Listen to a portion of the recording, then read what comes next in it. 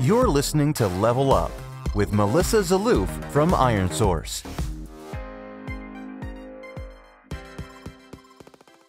So welcome back, everyone. You're listening to Level Up, the podcast for people who love making, growing, and of course, playing mobile games.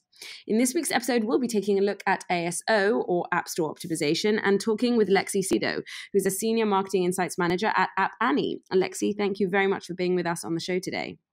Thank you so much for having me. I'm excited to be here. So it seems you've been in the kind of the data and insights world for a while, done it at a few different places and with a few different hats on. How did you sort of eventually make the jump into kind of data within the mobile world and mobile marketing? Yeah, I've been in data probably about 9 years, roughly. I started as a research assistant while at university, and then worked for the Environmental Protection Agency, actually working on seagrass colonization data and the corresponding legislation. So a little bit different. Big jump. Yeah, definitely a big change. I think I had sort of moved into more as a quantitative analyst at a fintech company after that. And so I think that's where things sort of started to make the jump. But I think the biggest thing was I liked the fast-paced nature of tech. I really liked data, and I liked the widespread impact of the kind of the public sector. So when I worked at my next role in more of a kind of marketing SaaS company and then consulting with a digital agency, that was sort of where I kind of saw the real kind of power and the growth and potential of mobile, as well as that kind of large scale societal impact. And what exactly do you do at App Annie? What does the day-to-day look like? Yeah, it's actually very fun. I'm on the market insights team, as you mentioned. I've been on this team for about 4 years. And basically our team is sort of the main team leveraging kind of the data that we have. So that could be dissecting the latest mobile game launch, to forecasting retail's performance on mobile during Black Friday. It runs across a lot of different areas. And one of our biggest things that we do work on is our state of mobile report. And that's kind of a big culmination of efforts and kind of the best sort of representation of what we do, which is analyzing our own data, kind of layering in third-party data, and then putting out some insights to the market and sort of actionable steps on what to do with that information. Mm-hmm. And I mean, I'm not a data person. Frankly, spreadsheets sometimes scare me. But does it sort of start with the data or does it start with the insight? Sort of, are you saying to yourself, okay, I want to see how people are doing like X, Y, and Z in a specific geo or for a specific like app genre? Or is it, I'm going to look at the data and then sort of see if I'm noticing any trends and from there kind of deduce an insight?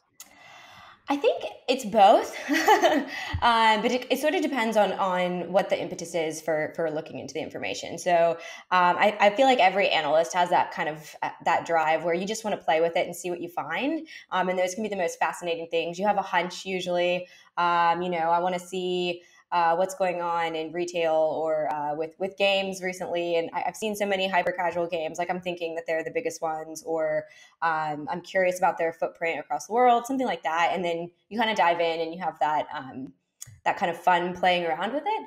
But then the other side of the coin is sort of more, okay, we have a reporter asking a specific question about a specific app or genre of apps, and they want us to dive in and kind of see what the data says, and then we provide that, and we provide those insights and kind of work from there. So it's sort of both, and I think that's also where you find you're analyzing things and learning things that you might not have ever have thought to, right? Yeah. So let's start talking about ASO as promised. So for any of our listeners who sort of don't know, can you sort of give us a high level overview of what it is? Absolutely. So ASO stands for App Store Optimization, and it's that kind of process of helping your app get discovered and then downloaded by users in the app stores. It's sort of the organic side of user acquisition. So you've got that paid UA, which is typically ads, and then you've got organic, which is the free stuff. And it's typically is best known for being comprised of strategically leveraging keywords so that you rank highly for them. And on this vein of thought, we sort of often described ASO as being similar to SEO in a way. But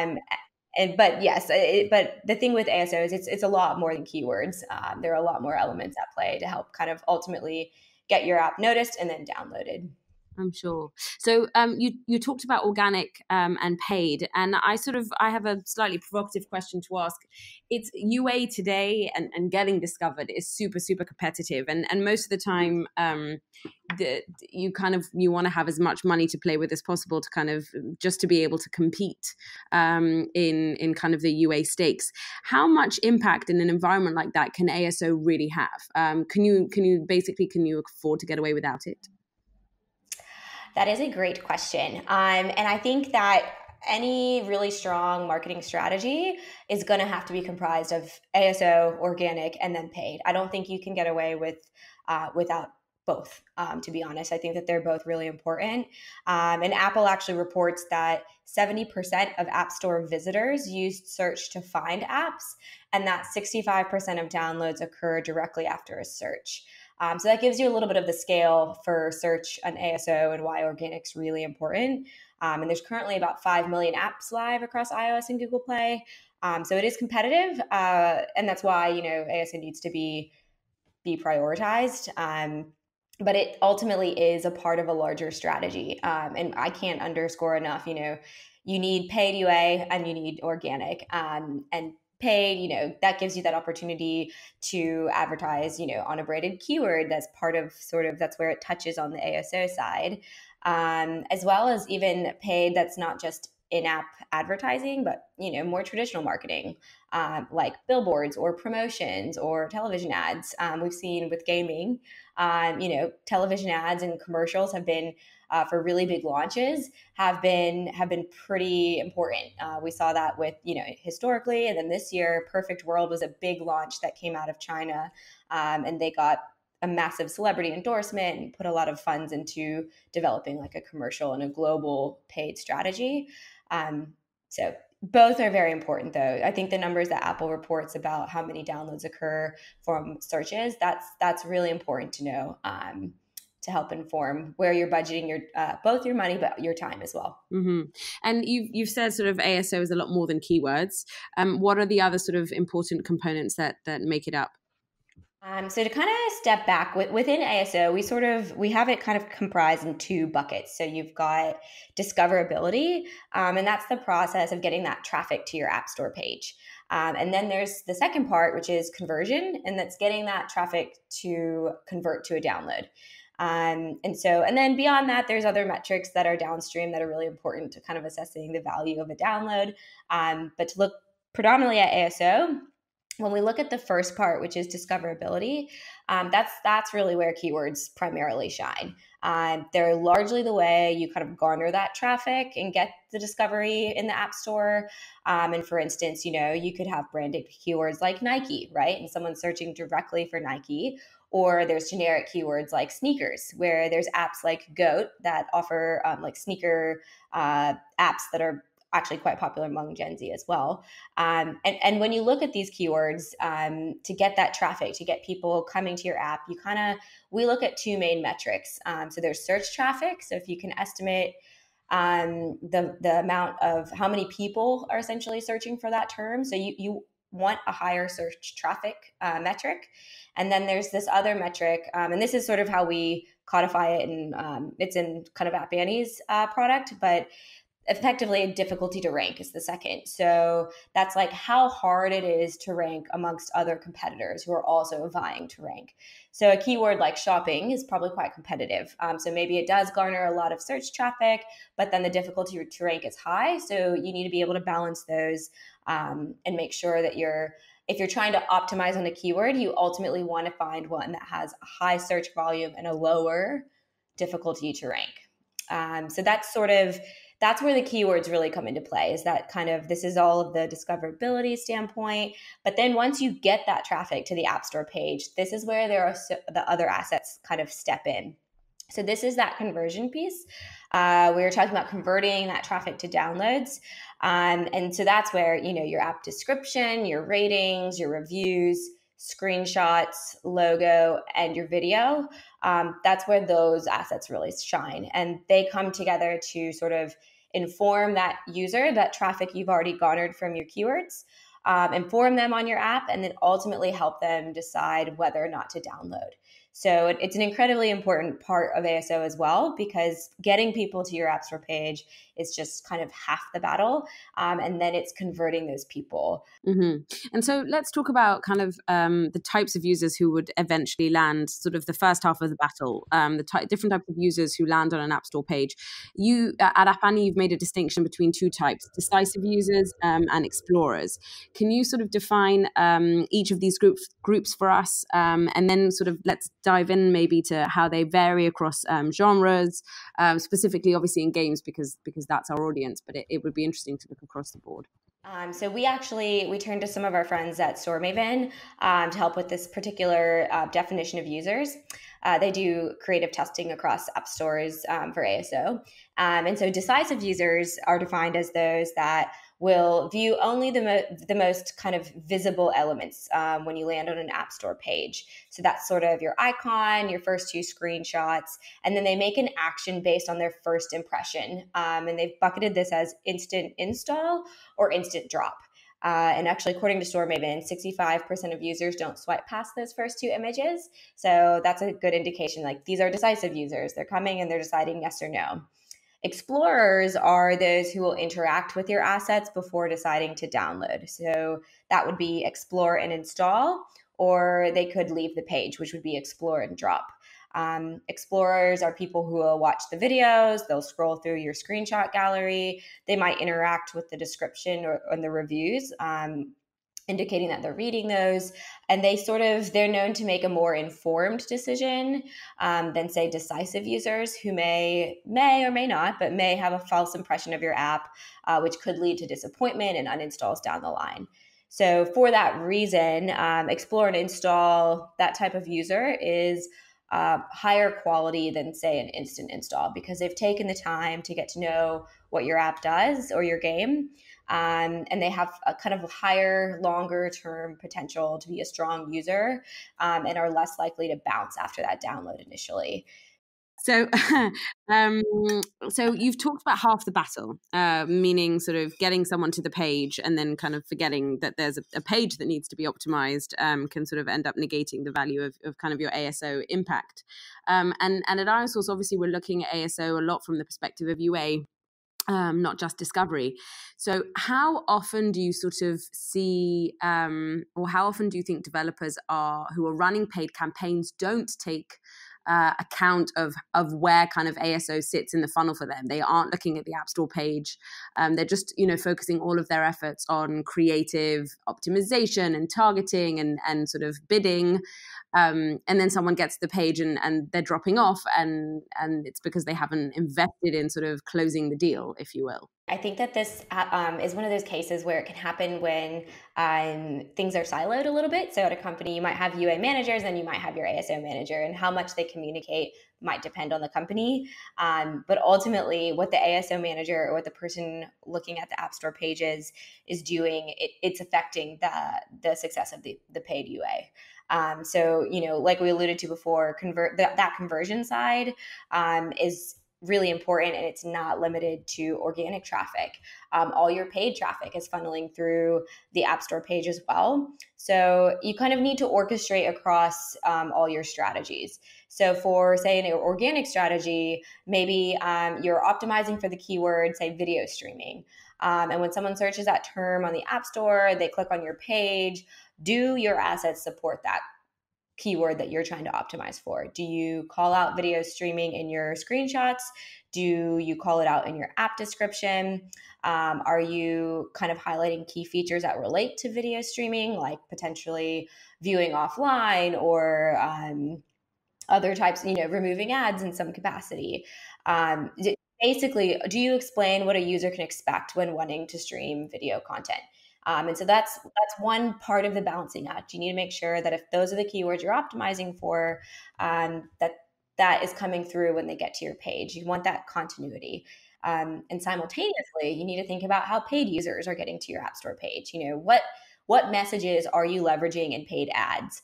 Are you highlighting, the ability to stream videos and access offline mode so people can watch on their commute? If you are in your ads, and that's the main reason you're getting people to click through that ad and get to the App Store page, do these calls to action and value props resonate with what is in the screenshots? If within your app description, with other assets on the page. Are these the representation of what you've put in your paid ads? So for games, for instance, if you want to call out a puzzle game or a brain teaser of some kind, making sure that the language is resonating from the ads to the App Store page. So if you're doing some sort of a puzzle game, you want to make sure that it's very clear by what the screenshots look like, that when a user gets there, it looks like it's a puzzle game. This is a little bit more complex now, where we have games that are sort of kind of hybrids of multiple types.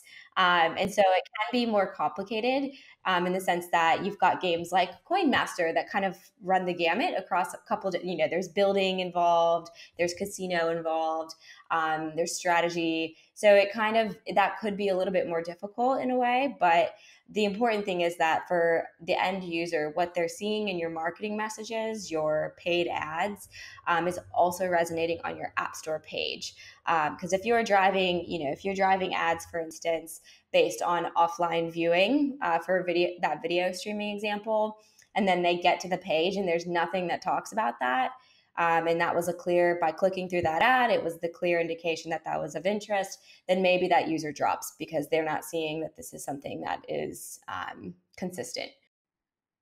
It's a lot for a page to kind of hold or do, especially when the real estate is small, your options are relatively limited. What are some of the kind of best practices there when it comes to the icon, the name, description, screenshots, video, all the elements you've mentioned? So we can kind of take them one by one. So for the icon, the biggest thing is it needs to be simple, recognizable. You basically have 124 pixels, so you want to make sure it's eye-catching, but it's also not too distracting and difficult to kind of get what it is. Also, that scalable factor, so you need to make sure, because it's going to be used across multiple assets. So while it's small on the App Store, it might not be small in some of your marketing materials. And then A/B testing. So that's best practice is definitely to A/B test those icons, make sure people understand and can recognize. And it's some hyper casual games like Aquapark.io, for instance, it's a very clear indication of what you're kind of getting, but it's a simple icon, and that's really key. As far as so the other sort of element you have to play with is the name of your app. That's actually a really good place for you to put keywords and high priority keywords. So that's really important. If you were launching a brand new battle royale game, it's possible you might want to have in your title of your game, if you're not from a huge publisher, or if you're not sure that you'd have immediate brand recognition, is leveraging battle royale. The name of your game - battle royale. That might help you garner a bit of the traffic off of those keywords. I've seen a lot of missed opportunities where people may not be leveraging things like seasonality or industry events or trends in ways they could. But for instance, we've seen some really good indications of seasonality with some games where they've reskinned the game essentially to have sort of thematic, characters like at Christmas or Halloween. Subway Surfers is a really good example of that. And so how you use that, whether you want to use it in your apps or your game's name, it would maybe depend on the size of the app itself. If you're a very large game and you have brand recognition, maybe you don't need to have the keyword, like Winter Wonderland or Christmas or anything like that. But if you're a smaller game and you're looking to gain some traction, maybe having some holiday keywords in the actual title of your game will help you garner some of that traction at that time of year. Yeah.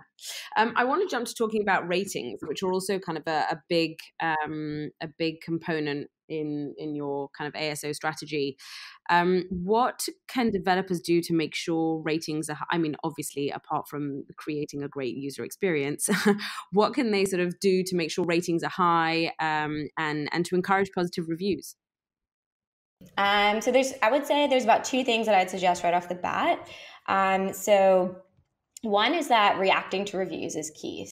We've seen indications where a game's so popular that there's issues with people being able to get on at the same time. And basically, it's important to be swift and to take that user feedback really seriously, to kind of help change that public opinion after you've updated the app and fixed those performance issues. So I think reacting is really is key, and making sure you're prioritizing what users are saying. And then the second sort of part of that is a bit more proactive. So,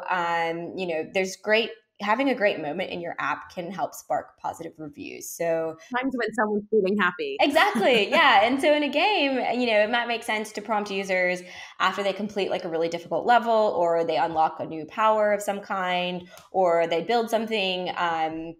It's that kind of capitalizing that positive experience and saying like, hey, this is a good time to kind of prompt. And sort of on the flip side of that, you can do sort of to manage preemptively the negative reviews, as well as to kind of increase the public facing positive reviews. You can use intelligent rating prompts. So what they do is they enable you to ask a user after they've done something satisfying, like get to the next level. So you can ask them at that time, are you enjoying the app? And if their user responds yes, then they're sent to leave a review on the App Store page. But if they respond no, you can send kind of funnel that to a separate internal form for submitting user feedback. So, okay, you didn't have a good time, bring it here so we can like hear what the problem is, and kind of take care of those issues upstream to kind of limit the impact of sort of future negative App Store reviews before they happen. Mm-hmm. And what about testing? What are some of the kind of important or critical optimization tests which marketers can run? How can you test your ASO assets? What are the tools that are out there to help you do that? So there's definitely a lot of tools that you can leverage. We at App Annie have leaned on our partners at StoreMaven as far as a lot of testing goes. But basically, so you can kind of leverage multiple areas, and I'll touch on a couple right now. So looking at your icon, that's a big area you can test. That's a good icon is crucial for conversion rate. It's the one element, like I mentioned, that kind of stays relevant after a user downloads. They're not necessarily going to go look through your screenshots again, but they'll see your icon on their phone for sure. So StoreMaven actually has found that testing icons can increase conversions, those App Store conversions so the traffic to download on Google Play by up to 11%, and on iOS that's even higher at about 18%, due to kind of the icon having a larger, kind of more prominent view on the App Store page design.